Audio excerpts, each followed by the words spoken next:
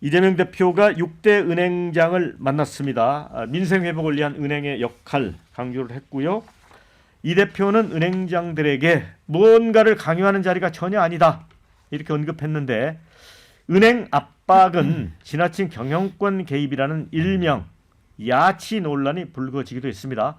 이제 관치라는 말이 있었는데 관을 야당의 야차를 넣은 거죠. 야치 논란. 이를 의식해서인지 이 대표는 금융권이 우려했던 가산금리 산정체계 개편 등은 전혀 언급하지 않았습니다. 이 40분가량 비공개 간담회였는데 자율적 상생금융 지원을 강조했습니다. 자율적인 상생금융 지원입니다. 자, 그러면서 대한민국 경제가 매우 불안정한데 이럴 때는 힘없는 사람들이 더 많은 고통을 받는다. 금융기관이 서민과 소상공인들의 희망이 될 수 있도록 해달라라고 했습니다.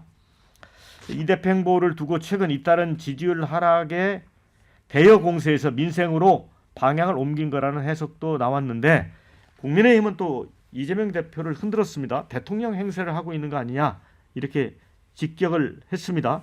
권영세 비대위원장은 6대 시중은행장을 모아서 군기 잡는 대통령 행세를 하는 게 민생과 경제를 챙기는 거냐 이렇게 비판했고요. 아울러 지역화폐법 추진도 지금 하고 있는데 이 대표 관련 이권 의혹 제기됐는데 사용 의도가 궁금하다 이렇게 꼬집었습니다. 자, 이거는 신인규 대표 어떻게 보세요? 그러니까 저는 이재명 대표 얘기 나올 때 전 당연히 뭐 비판엔 성역이 없고 비판당할 짓 하면 비판을 하는 게 맞습니다. 근데 무슨 행위를 할 때마다 이렇게 요즘 뭐 소위 말하는 이제 억가라고 하는데 어떤 행보를 할 때마다 계속 트집을 잡고 이제 비판을 위한 비판들을 많이 하거든요.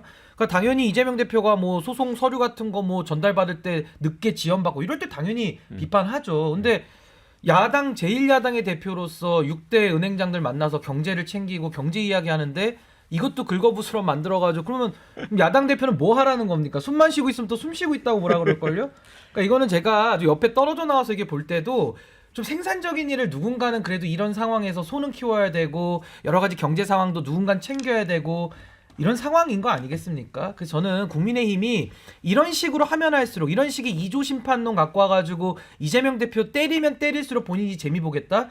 점점 더 저는 수렁에 더 나간다고 봅니다. 이재명 대표가 6대 은행장들 만나면 권영세 비대위원장은 못 만나는 사람입니까? 그럼 10대 은행장을 만나면 어떻습니까? 그러니까 이런 식으로 뭔가 좀 더 생산적인 일을 통해서 이재명 대표가 경쟁에서도 이길 생각을 해야지 뭐 하면 할 때마다 이렇게 꼬투리 잡고 발목 부리틀고 하면은요 모양 자체가 이재명 대표가 벌써 대통령 만들어준 것 같아요. 국민의힘 입장에서. 그러니까 전 이런 식의 정무적 접근은 매우 좀 옳지 않다. 좀 생산적인 비판을 좀 했으면 좋겠다. 그런 생각이 듭니다. 저 국민의힘이 똥포를 차고 있다 이런 얘기 같은데 김두수 부원장님 어떻게 보세요? 맞습니다. 이거는 그 정치인의 기본 임무죠. 그러니까 국민들의 삶을 살피고 특히 어려운 민생을 챙기고 그런 의미에서 현장에 직접 나가고 그러니까 뭐 시장에 가서 어묵 떡볶이 먹는 게 아니라 정말 정책을 가지고 한 나라를 어떻게 이끌어 나가겠다 그 정책을 발표하고 또 그 정책이 어떻게 실현되는지 이런 걸 점검하고 이런 일을 해야 되고요.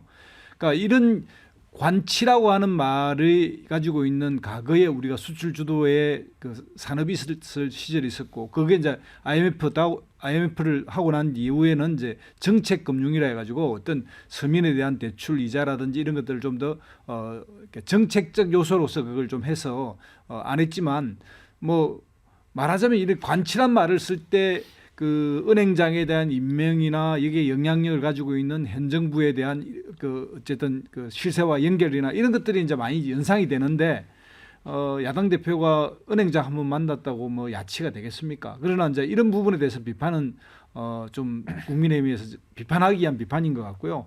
실질적으로 지역 화폐를 주장하는 이재명 대표의 이런 그 어떤 자기 나름의 이제 어떤 정책을 하나 만들었는데 이게 지난번 1년 전 뭐 그 전에도 어떤 식으로 타협했냐면 정부의 그 하고자 하는 그 예산과 본인의 이제 지역 화폐를 해서 민주당도 뭐 약간 양보하는 용도로 써서 지역 화폐를 끼얹었는데 이번에는 이제 그걸 포기하면서 정부 예산을 다 깎는 그 결단을 했는데 여전히 다시 또 지역화폐를 이제 살려보려고 하는데 이 지역화폐라는 거는 그 단체장을 할 때는 좀 빛이 납니다. 그 지역에 어쨌든 지역화폐를 돌리면 좀 그 상공업이라도 소상인이 살아나는 그런 효과도 있고 그런데 이게 전국에 다 동시에 될 때는 별 효과가 없는 것도 또 사실이고요.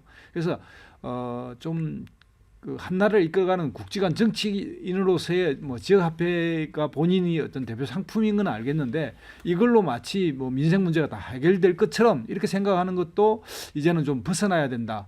돈 푸는 것만 그러니까 뭐 예를 들면 전국민 민생지원금이라고 해서 다 푸는 이런 방식의 문제점에 대해서 이제는 좀 국민들도 알아가기 시작했고 이재명 대표도 그런 노선에서는 좀 벗어날 필요가 있지 않나 이런 생각이 듭니다. 자, 다양한 댓글 의견 주셨습니다. 자, 그래도 이재명은 경제 챙기려고 하는데 집권 여당은 뭐 하고 있냐 이런 의견 주셨고요. 이재명 하는 모든 게 꼬우냐? 권성동, 권영세 당신들 일이나 해라 이런 의견 있고요. 또 이 댓글도 놀랍습니다. 시장 가서 DJ 노릇한 사람보다는 낫다. 이게 윤석열 대통령이 충청도 어느 시장에 가서 계엄 예, 선포하는 근데 그 다음 날 계엄을 그날 선포했죠. 저녁 예, 밤에 그런 얘기 주셨습니다. 그다음에 자 최상목 권한대행이 있는데 왜 이재명 대표가 나서는 거죠? 자 이런 의견도 주셨고요. 또 이런 의견도 있습니다. 이재명 대표 진짜 민생 경제 챙기려면 최상목 대행이나 흔들지 마라. 또 이런 의견 주셨어요. 민심 행보는 몰라도 6대 은행장 만나는 건 이례적인 거니까 그런 거 아닌가. 금융권에서 이재명이 선 넘었다 소리 나오고 있다. 또 이런 의견도 주셨습니다. 은행이 대기업 위주로 정책을 펴지 소상공인을 위해서 아무것도 하지 않는다. 은행장 만나려면 은행마다 방문해서 번호표 뽑고 기다렸어야지. 이거는 유머인가요? 교수님 어떻게 보세요? 그건 썰렁 유머 같은데 우리 시청자님들 수준이 높으신데 유머까지 곁들여서 저는 그 우리 신 변호사하고 김 소장님하고 의견에 반대입니다. 그 6대 은행장 저는 6대 은행 뭐 이런 표현도 상당히 그 관료주의적인 그 표현인데 예. 6대 은행장을 이재명 대표가 만났다? 조금 그 이상해요. 그리고 지금 시점이 윤석열이 공수처 조사를 버티고 있고 서부지법이 난장판이 됐는데 뭐 갑자기 뭐 6대 은행장 만났다. 저 너무 그 타이밍이 안 좋은 시점에 만났으니까 이런 비판을 받는다 생각이 되고요. 제가 그래서 오늘 그 원고를 오늘 질문 원고를 보고 자세히 이제 들여다봤는데 이재명 대표가 6대 은행장을 만났으면 거시경제에 대해서 심오한 토론이 있었어야 되는데 그게 없어요. 뭐라고 그랬냐면 은행의 역할에 대해서 얘기를 합니다. 은행의 역할이라는 것은 취약계층에 대해서 지원을 하는 역할이다. 아니 은행이 수백 년 역사를 수천 년 역사를 갖고 있는 은행은 이자 장사를 하는 그런 기관이에요. 그걸 국가에서 때로는 규제를 하고 규제를 하지 않고 이런 가운데서 그 은행의 역할이 있는데 은행 사람들한테 취약계층을 지원하는 역할이라고 딱 못을 박으면은 당연히 부담스러울 수 있고 그 거시경제에 대해서 심도한 그 토론이 이루어지지 않는 상황에서 당신들 그 취약계층 소상공인을 위해서 지금 뭐 좀 해라라는 그 압박이죠 말하자면 이런 점에서 이재명 대표가 중도층이 지지를 못 받는 겁니다. 아까도 제가 말했는데 민주당이 왜 지금 지지율이 국힘한테 역전이 됐느냐? 이 윤석열이 저지른 탄핵 상황을 즐기다가 아무것도 안 하고 있다가 지금 다음은 우리 거야라는 안이한 생각에서 이렇게 이재명 대표뿐만 아니라 참모들 마찬가지죠. 진정으로 지금 경제를 생각한다면은 아까 우리 앵커님 말씀하신 대로 최상목 부총리하고 둘이서 그 무제한 끝장 토론을 하는 겁니다. 그리고 경제에 대해 실력이 있으면 그 다음에 최상목하고 얘기하기 좀 그렇다 그러면 이창용 한국은행 총재가 최근에 지역화폐 25만 원 이거 말도 안 된다고 단칼에 잘라버렸거든요. 그럼 자존심이 상하면 이창용 너 와봐라 해가지고 둘이서 끝장 토론을 하는 거예요. 이런 거 안 하고 그 옛날에 그 무슨 권위주의 정부에서 사람들 대통령 하는 것처럼 불러다 모아놓고 이렇게 협박하는 식의 메시지를 날리는 것이 좋지 않다. 이거보다 더 급한 것도 많아요. 연금이라든가 저출산 이런 점에서 저는 정말 민주당을 어떤 면에서 제가 아낍니다. 대안 세력이 민주당밖에 없는데 민주당마저 이렇게 망가지고 중도층을 포섭 못하면 그들만의 사회주의 정책을 실현할 것인가. 저는 민주당을 아끼는 차원에서 우리 최 원장 나와 계시지만 이런 국민들의 그 얘기를 정확히 전달하셔야 됩니다. 네, 최영선 저도 한마디 해야 원장. 될 것 같은데요. 네, 이거는 뭐 어쨌든 대표가 지난해에는 증권거래소도 방문하고 네. 또 안보 문제를 또 여야가 없기 때문에 전방 현장에 가서 또 장병들을 격리하는 것도 하는 겁니다.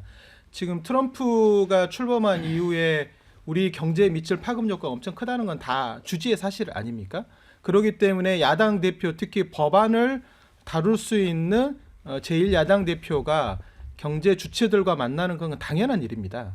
저는 여기다 덧붙여서 빨리 경제 5단체장도 빨리 만나야 한다고 생각합니다. 신년 할애까지 기다릴 게 아니라 빨리 만나서 트럼프 정부 출범 이후에 지금 우리 경제에 미칠 수 있는 파급 효과를 어떻게 이 혼란스러운 상황에도 대처할 것이냐를 놓고 뭔가 의견을 나누는 작업도 좀 필요할 거라 보고요. 뭐 이 방송 들으실지 모르겠지만 빨리 상공회의소 정경련 쪽 사람들하고도 이런 자리들을 만나서 현장 간담회라는 게 우리가 하고 싶은 얘기만 하는 게 아니라 이 자리에서 그런 얘기도 나왔습니다. 대외 신인도가 계속 지금 불안정한 상황에 은행들이 겪고 있는 고충들도 얘기했고 이재명 대표가 또 하고 싶은 얘기도 한 겁니다. 또 기업은행에서는 또 기업은행 차원에서 또 할 수 있는 얘기들을 하는 거고요. 이 소통의 과정이라고 생각하시면 됩니다. 이게 관치는 아니고요. 야당이 관치하는 경우가 어디 있습니까? 그런 제가 세계적으로 한 말씀 변화하는 중간에 죄송한데 제가 더 말씀드릴게요. 지금 제가 그거 야당 평론가가 대표는 아니라 국민의 한 사람 말씀을 제가 지금 드렸는데 말씀드릴게요. 계속 일방적으로 아니, 민주당의 그렇게- 얘기만 하고 있어요. 그게 소통의 자세가 아니, 아니에요. 일방적으로 공격하시니까 제가 이제 아니, 말씀을 공격이 드리는데 아니죠. 제가 지역화폐하고 교수님 25만 원을 이창용 하는 청재가 반대를 했으면 이창용 씨가 지금 이창용하고 한국은행 만나야죠, 총재를 이창용하고. 벗어나는 활동을 하고 계시는 거예요. 무슨 그게 말씀이세요? 관치입니다. 이창용 씨는 그런 거 하라고 앉혀놓은 사람이 아니에요. 민주당이 집권을 하면 그런 근데 식의 이분이 정책 일방적 발언을 통이 계속 하고 연계되는 계세요. 거예요. 제가 민주당을 말씀드리는 건 뭐냐면 쭉 계속적으로 의원들이 반성하는 검토됐던 내용들을 지금 하고 있는 것이고 거시경제 지표에 관련된 충분히 논의하는 자리들이 앞으로 계속 있을 것이고 경제단체장들하고도 저는 더 적극적인 행보를 이재명 대표가 할 그게 거라고 생각합니다. 권위주의적인 모습이라니까요. 이게 어떻게 권위주의입니까? 전두환 때 그런 거 많이 했어요. 아니 이게 어떻게 권위주의입니까? 이거는 불로다 국회가 뭐 하는 당연히 해야 메시지 될 나는 일이- 게 권위주의 모습이 아니에요? 아니, 현장 간담회가 뭐 그게 민주당이 오만한 모습이라니까 지금. 아니 불러오기 싫어서 오기 싫은 사람들이 왔습니까? 그렇게 공격하시면 안 되죠. 그거는 공격을 팩트에 한게 아니에요. 기반한 근거 자, 나라가 아니에요. 거기까지 듣겠습니다.